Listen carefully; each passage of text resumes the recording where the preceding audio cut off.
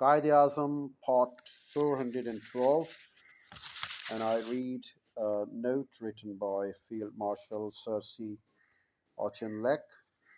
It's a top secret issued by General Headquarters, Delhi on 11 May 1946.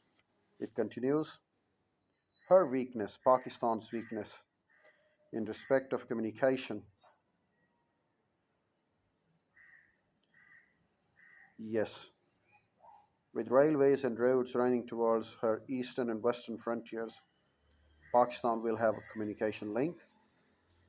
She would have good lateral railway communications. Her weakness in respect of communication would lie in the fact that the Indus and the great rivers of Punjab run from northeast to southwest at right angles to her main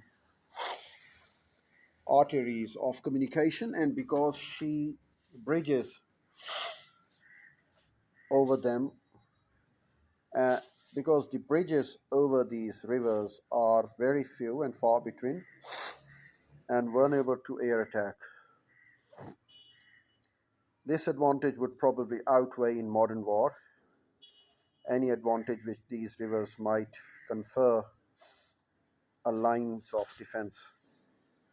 No power is nowadays likely to venture attack another unless it is reasonably sure of having initial superiority in the air. D. Let us first take the threat of the Northwest. The aggressors would be Russia, supported possibly by Persia, Afghanistan, possibly unwilling by Sovietized and coerced. The problem of the defense of India against Russian aggression is, of course, an old one, and the consideration involved in problem of resistance to the problem of resistance to it have been and still are continually under review. In the circumstances we are now considering, the problem takes a new aspect because here we have Pakistan as a sovereign Muslim state controlling its own destinies, whereas before the ruling power was Britain, a non-Muslim state, and therefore disliked and suspected and failed by Afghanistan and also failed by Persia.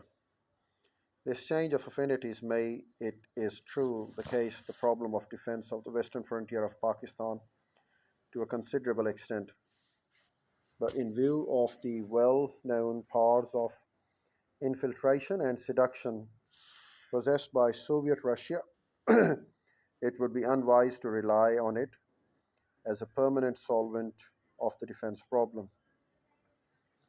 It is true that in the conditions likely to prevail in any future war, a land invasion on a large scale of northwest Pakistan through northern Afghanistan over the passes of Hindu Kush and the defiles of Khyber and Khurram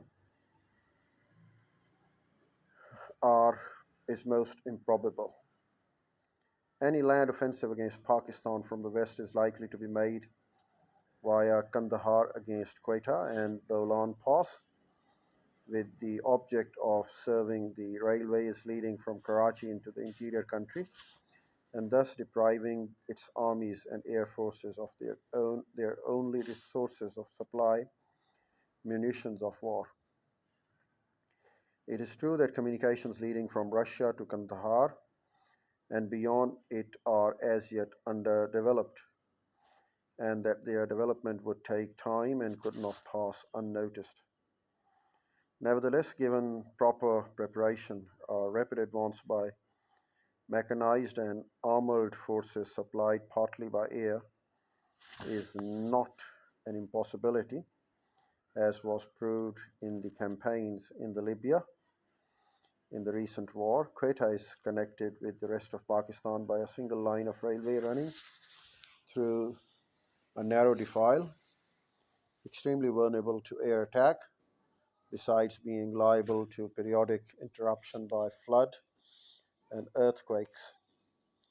The approaches to Quetta from the west are much more suitable to the deployment and movement of the mechanized forces on a wide front than Then are the approaches from the east through Sibbi, although